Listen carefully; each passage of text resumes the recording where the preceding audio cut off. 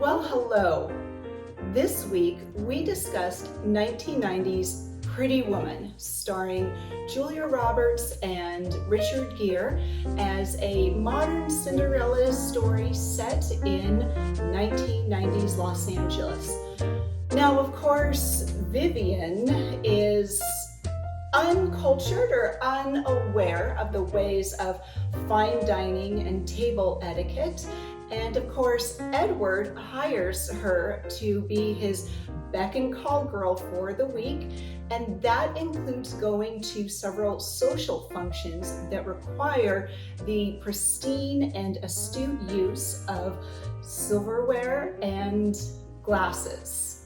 In a pivotal scene, Mr. Thompson, the hotel manager, teaches Vivien the art of table etiquette and fine dining, one of which is to sit up straight, another is no elbows on the table, and of course, the most important, which item of silverware goes to which course in the meal. Now, dining at a meal seems simple enough, but the practice and the etiquette surrounding the shared experience of a meal goes back centuries, and of course, customs change through the years. To many people, a formal table setting is an art form, and today, many of the behaviors that take place at the dining room and the dining table have their roots in culture, history, and of course,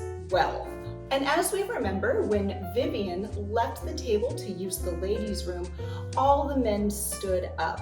And of course, this is a sign of respect going back centuries. And it is seen as a gesture not only of humility, but also of caring. It is showing the female dining companions respect and acknowledging their presence as they enter or exit the dining area. An excerpt from 1860's The Gentleman's Book of Etiquette states, "And at the table, wait until she is seated.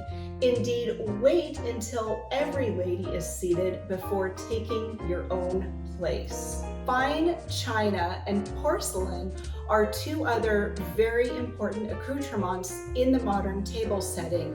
Now, I don't have fine china or porcelain. I do have my beloved Fiesta ware, of which I will demonstrate the basics of a table setting. In a modern table setting, hostesses may seat everyone at the table according to etiquette. Now, it is typical for married couples to sit next to each other. Of course, the host and the hostess are at the far ends of the table. And in fact, before formal seat settings were invented, I guess, it was common to use the seat cellar, which is basically just a modern version of a salt shaker, but it was more of a dish with a spoon that you could then serve the salt from.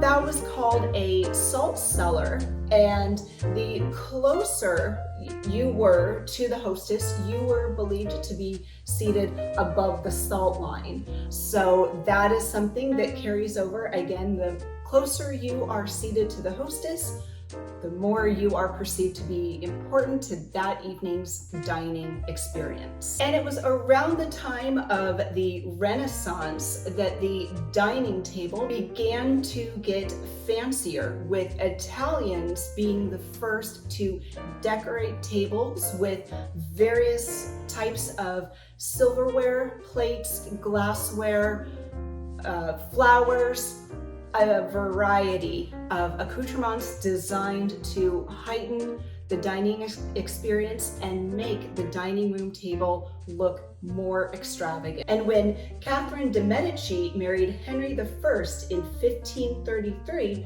she came with a set of dinner forks, and the fork became more and more popular in Italian cuisine. And of course, when we think of Italian cuisine, we think of pasta, and you cannot have pasta without a fork. And interestingly enough, at the same time, the French French found the practice of picking up a fork and stabbing your food with it to be distasteful, so they shunned the use of forks in their formal dining settings. And believe it or not, in 1633, Charles I threw his support around the fork, and the dining world and table etiquette has never looked back, as the fork became the fashionable piece by which to set a table. And in the same period, eating off of plates became the norm, and so ushered in the age of dining room etiquette and table place. By the 18th century, meals were served in a service known as à la Française, which meant that all serviceware was placed on the table, with people being able to help themselves from each plate. A kind of what we would think of as a buffet, a very sophisticated buffet, I might add. In these à la Française settings, there were up to 5 courses, and of course, a different utensil represented a different course, just as we saw Mr. Thompson present to Vivien. Enter the Victorians. Now, one thing that I love about the history of dining etiquette, and table settings is the spoon. Now, today it's common for us to have a soup spoon, a dessert spoon. Typical serviceware for a family meal typically includes 2 spoons.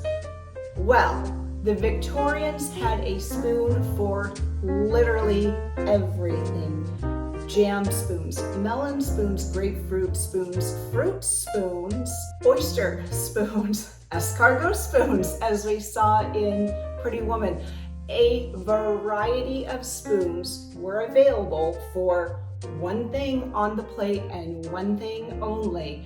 Now, of course, most Victorian women, if not all Victorian women who owned multiple spoons, were not the ones who had to wash each and every spoon after each and every meal. So with the Industrial Revolution and the beginning of the 20th century, table serviceware was very, very, very pared down to the essentials.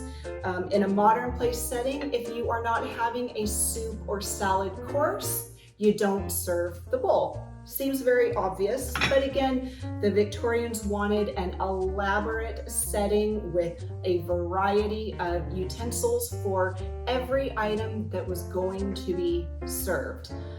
But what I appreciate is, even with the simplification of the dining room table, some fundamentals remain. The table set that we see in Pretty Woman was indeed impressive. There were 3 forks. There was a salad fork, a dinner fork, and a fish fork. There were still a couple of spoons and a butter knife along with a steak knife. There was an adequate place setting for each item that would come to the table. Now, of course, when we saw the place setting, none of the plates or bowls were there because, of course, each item was brought out individually. There was also a wine glass along with a drinking glass. And these are the fundamentals of a modern day place setting. And customs vary, preferences vary, but typically the setup of a modern day place setting for a family meal is as follows. Now, there are 2 ways to present a table setting. In the first, all utensils are placed on the napkin. The napkin is placed to the left of the setting with the fork, knife, and spoon placed on that order in the napkin. There's another way, and this is the way I prefer to set a table. The napkin is to the left of the plate with the fork or forks resting on top or next to it. To To the right of the plate is the knife. Now the blade faces toward the plate, and a spoon or spoons, if necessary, are to the right of the knife. The water glass is placed above the knife with the wine glass above the forks, and of course, always on a coaster. And there you have it. Now you can navigate any social dining scene with ease. And remember, the best manners at a table are a lively and entertaining guest. Sit up straight, keep your elbows off the table, and remember to engage not only the host and hostess, but the people sitting next to you. Go ahead and crack that subscribe button like it's an escargot spoon so that you never miss any of our content. As you know, new episodes drop every Thursday. Thank you for listening to the Real Relationships podcast. Thank you for watching our videos. Be sure to head over to Facebook and Instagram for even more content, and we will see you soon.